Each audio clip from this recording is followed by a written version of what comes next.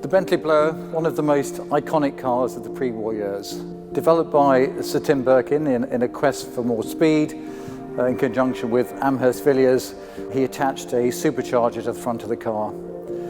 This gave the car almost 240 brake horsepower, above the 175 brake horsepower for the road car. And at Brooklands, it took the lap record at just over 137 miles an hour.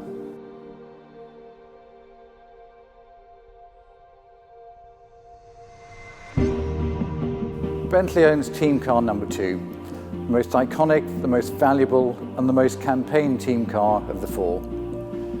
The car took part in many endurance races in 1930, most notably driven by Sir Tim Birkin in the 1930 Le Mans. Famously fast, but sadly unreliable, the car never won a race. Today, the car remains taxed and tested and driven on a regular basis.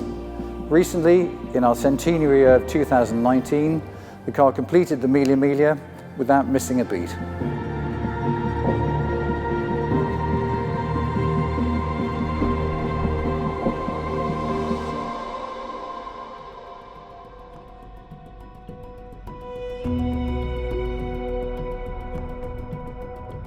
As part of the rebirth of Mulliner, the oldest coach builders in the world, we were looking for something to do with the ingenuity, the creativity and the engineering skills that we had developed through the restoration of the Corniche. So we realized we had the perfect opportunity. Our team blower needed a bit of a restoration, and so we were able to then utilize the fact that the car had been taken apart to be able to scan and measure and document every single part, which is exactly the detail you need to start a recreation project. In late 2019, we dismantled the original team car, scanned all the individual components, collated all the information into one CAD model.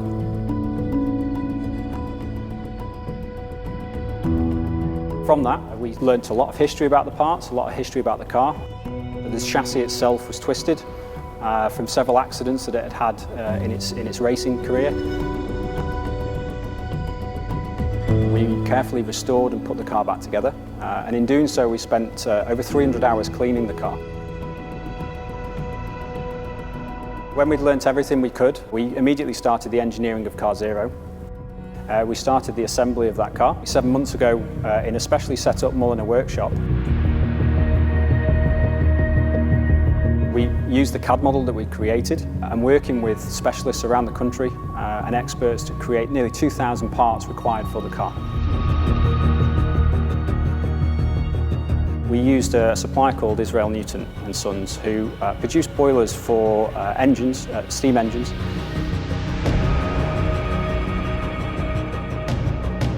They used the techniques that we needed to produce the chassis authentically. So they're hand-formed, hand-heated and hammered chassis.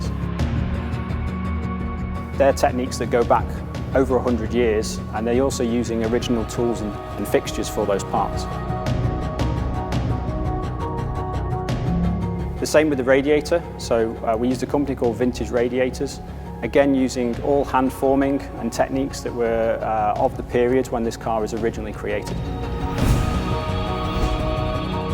So over the last 7 months, we spent nearly 40,000 man-hours producing the car that you see today. We're incredibly proud of the techniques that we've used to produce this car.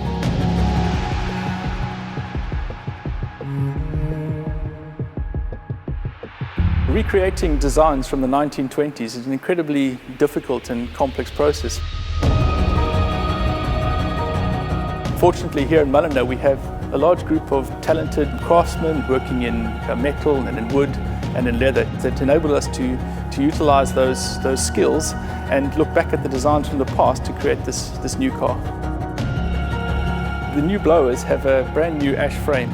Those frames have been taken into the workshop here, and those expert craftsmen have retrimmed them using the same techniques and the same methods as used in the original development of the car. So the seats have been trimmed with an oxblood red Bridge of Weir leather, and they're also stuffed with about 10 kilograms of horsehair in the same way that the original seats were.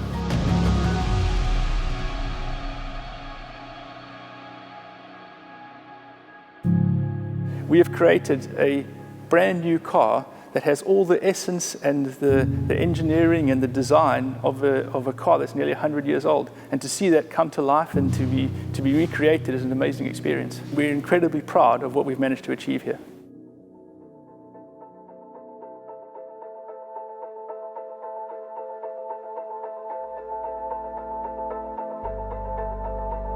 When I look at this car now and see the detail and the quality of every component that we've created, it's a true testament to both the team at Mulliner and the community of collaborative partners that we've worked with to bring this dream to reality.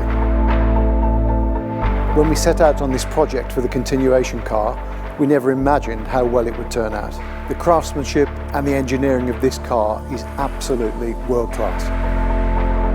But the most important thing is, of course, the way it feels on the road.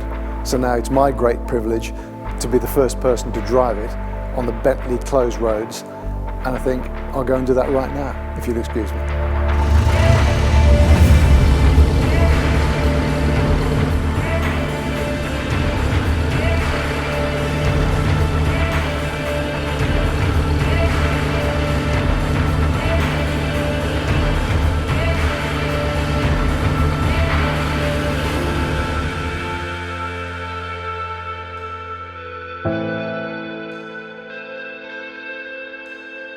I'm pretty sure that both Sir Tim Birkin and Walter Owen Bentley would be proud of what we have achieved in homage to their original achievements.